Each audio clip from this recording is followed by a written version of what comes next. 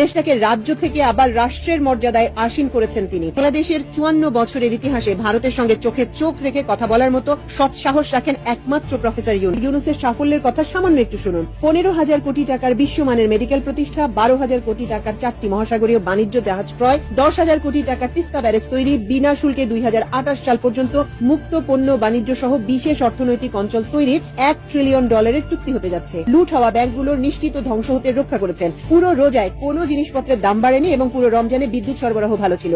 আদানির কাছে বিদ্যুৎ খাত ধ্বংস হওয়া থেকে রক্ষার কোশিশ করেছেন। বৈদেশিক মুদ্রার রিজার্ভ পতন থেকে রক্ষা করেছেন।